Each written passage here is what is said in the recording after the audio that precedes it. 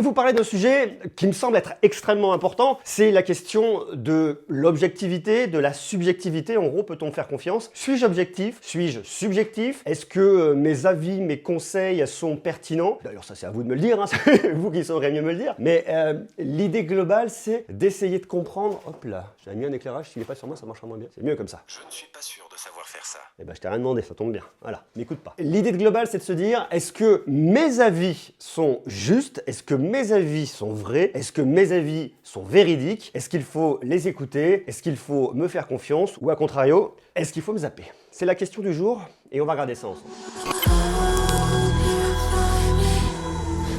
La question ici, c'est la question de l'objectivité versus la subjectivité. Alors regardez, on va se remettre ici. Objectivité versus subjectivité.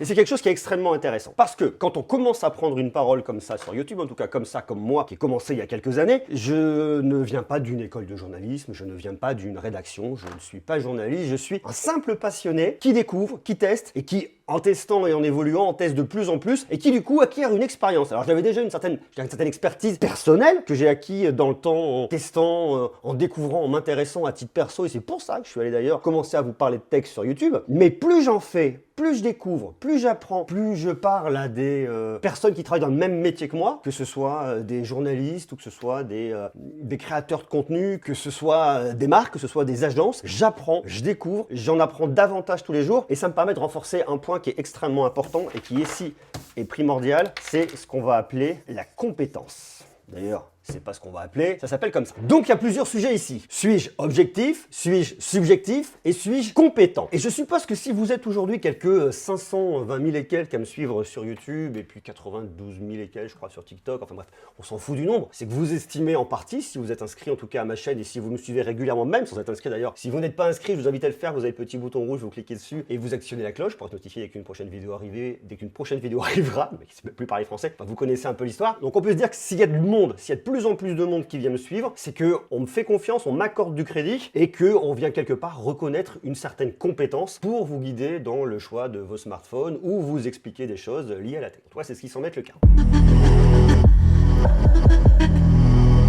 Maintenant, le sujet de l'objectivité versus la subjectivité, c'est un point qui est très complexe. Pourquoi? Parce qu'il faut être un peu factuel. Il faut venir un peu à la base pour essayer de voir ce qui est objectif, pour essayer de comprendre ce qui fait partie du domaine de l'objectif, donc de l'objectivité, et ce qui fait partie du domaine de la subjectivité, parce qu'on a tous une part qui va être sur un sujet, même à titre personnel, objective, et une autre un peu plus subjective. Qu'est-ce qui fait partie du domaine de l'objectivité? Ce qui fait partie du domaine de l'objectivité, ça va être les faits. Ça veut dire les choses qui sont établies, telles qu'elles sont. Lorsque je vais vous parler notamment d'un smartphone, on va prendre l'exemple d'un smartphone, l'objectivité absolue va se faire sur les specs, la fiche technique. Si je mets en face deux smartphones, eh bien, il y en a un qui va avoir un processeur plus performant, l'autre qui aura un processeur moins performant. Ça va être des photos, et quoique encore, il y a une grosse partie de subjectivité sur les photos, mais on va voir le rendu s'il est meilleur. Par exemple, sur un ultra grand angle, est-ce qu'il est déformant, est-ce qu'il n'est pas déformant, est-ce qu'il capte bien la lumière, est-ce qu'il y a un bon piqué? Bref, il y a plein de sujets qui sont extrêmement factuels, sur lesquels on ne peut que être objectif, sinon on est de mauvaise foi. Donc ici, clairement, sur tout ce qui va être présentation de produits, sur toute cette partie-là, sur les specs, sur les faits, c'est une objectivité absolue et entière. Maintenant, le deuxième sujet, ça va être sur le processus qui va être plus inconscient. Si je dois choisir entre deux smartphones à specs équivalentes, qu'est-ce qui va venir me permettre de départager tout ça? Alors, il y a plusieurs choses. Et c'est là où la partie de la subjectivité est extrêmement importante. C'est-à-dire que ça va englober plein de choses dont j'ai même pas moi nécessairement conscience. C'est-à-dire, tiens, je vais préférer ce smartphone parce que, il me fait penser à quelque chose. Quand on dit il me fait penser à quelque chose, c'est un processus inconscient de choses qu'on a intériorisées et qui ressortent quand on voit ça, on sait pas pourquoi on y pense. C'est subjectif, on l'a tous dans la vie de tous les jours, ce côté hyper subjectif. Tiens, je vois ça, je préfère, non, je sais pas pourquoi, mais c'est ça. Le je sais pas pourquoi, bah c'est ça en fait, c'est le côté extrêmement subjectif. Et ça, on l'a tous. Quelle que soit la personne qu'on est, quel que soit notre poste, quel que soit notre job, on a une partie subjective. Il faut pas laisser la partie subjective prendre le pas sur la partie objective et sur les faits. Donc il faut chercher à réfléchir et ça fait appel à quoi? Ça fait appel aux compétences et ça fait appel aussi à autre chose qui est vachement important, c'est à la notion de jugement et du jugement éclairé. Pourquoi est-ce que je pense ça? Tiens, je pense ça, oui, mais est-ce que si je pense ça, ça dessert pas ça? Il faut toujours remettre en question un peu le côté extrêmement subjectif. Mais ce côté subjectif, il existe et il continuera à exister. Et je pense que c'est même d'ailleurs une des forces qui fait que vous allez peut-être me suivre. Si vous allez me suivre, si vous cliquez sur le bouton rouge et si vous actionnez la cloche, ce que je vous invite à faire tout de suite d'ailleurs, c'est que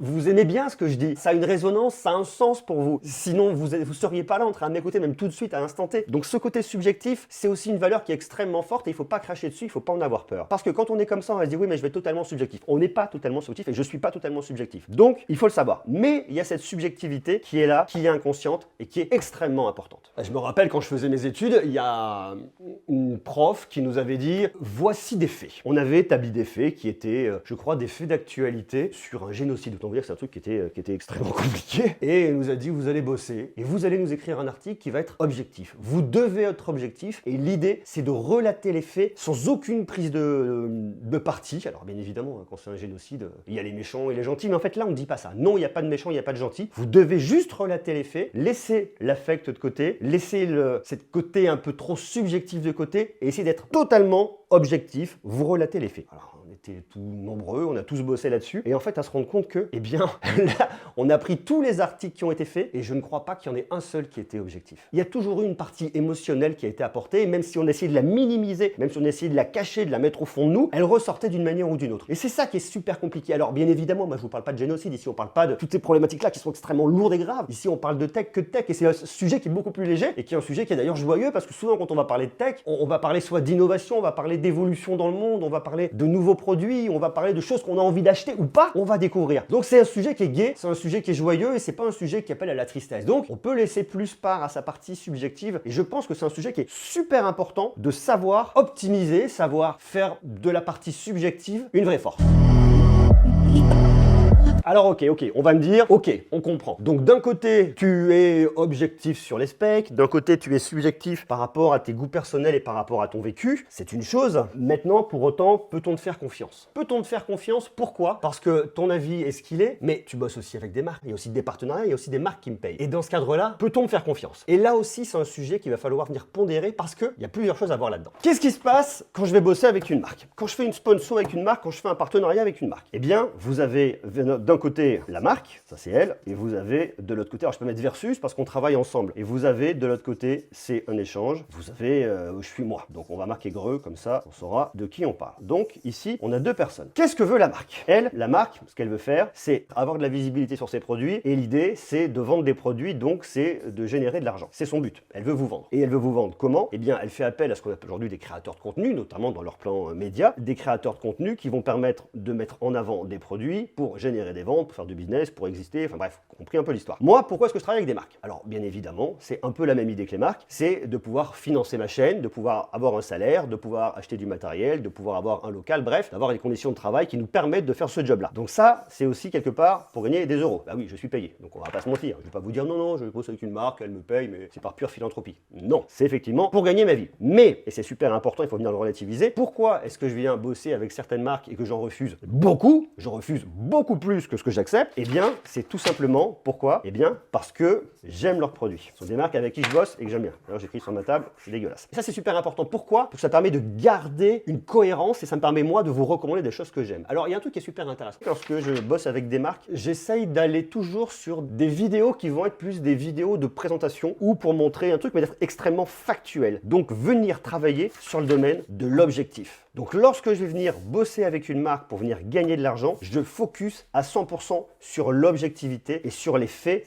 pour justement ne pas tomber dans les biais du subjectif. Parce qu'il est évident que lorsqu'une marque va venir vous payer, même d'un point de vue purement, comment je pourrais dire, sans m'en rendre compte, à un moment tu te dis, attends, oui, mais quelque part, cette personne, c'est un client. L'idée, c'est pas de mettre en avant des choses pour le client versus ma communauté. Pour moi, ça marche pas. Tout ce qui va être sponsorisé doit faire partie d'un côté complètement objectif. Je vous présente un produit, on regarde des specs. Par exemple, je vais regarder une certaine fonctionnalité. Il n'y a pas longtemps, je suis parti avec Samsung, ils m'ont dit, tiens, est-ce qu'on voudrait bien que tu ailles faire de l'urbex et que tu ailles tester le Samsung Galaxy S22 Ultra en urbex dans des conditions de nuit, de faible luminosité, au coucher du soleil, et tu me fais ça en photo et en vidéo et tu vas regarder. Et ça peut pas être plus objectif parce que j'y vais, je prends des photos, je fais des vidéos, ensuite je les dérush et je vous dis, ça marche pas. C'est binaire, c'est 0 ou c'est 1. Je peux pas dire autre chose. Donc ça fonctionne pas et je vous les affiche. Et après, vous vous appropriez, vous avez les commentaires. Donc ça, c'est totalement objectif. Mais sur des tests produits, il est évident que c'est beaucoup plus compliqué d'aller parler avec une marque sur un test produit parce qu'il y a un côté qui va être beaucoup plus subjectif. Donc ça, c'est quelque chose qui doit faire partie de la ligne édito. Et ça doit faire partie de présentation, de spec ou de choses très factuelles. Donc voilà un peu l'idée et voilà la façon de bosser.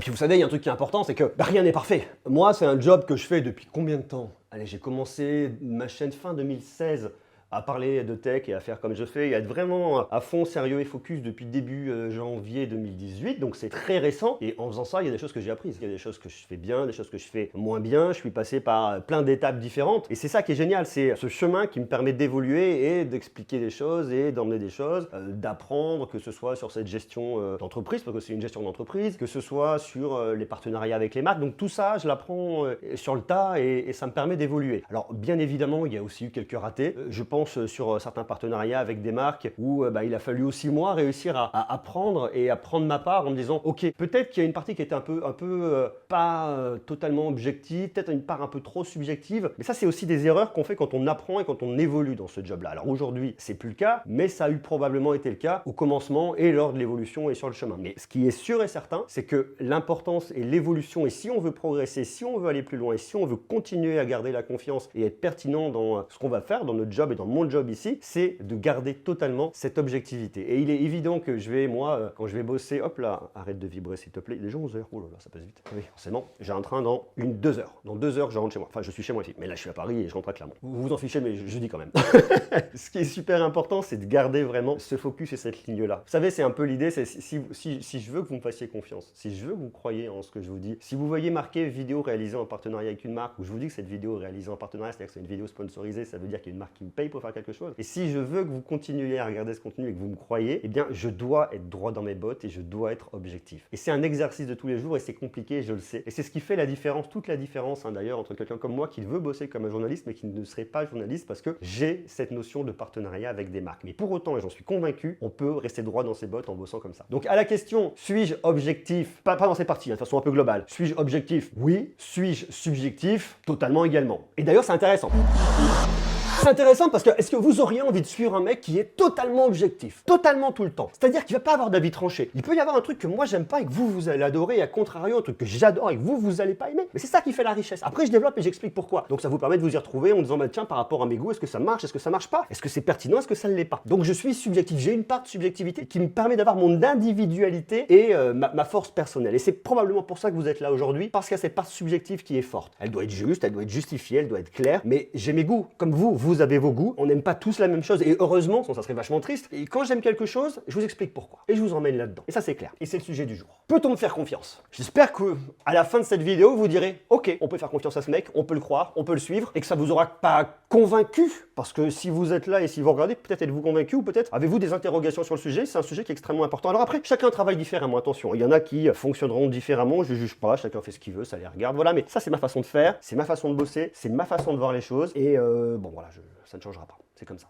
Ouais.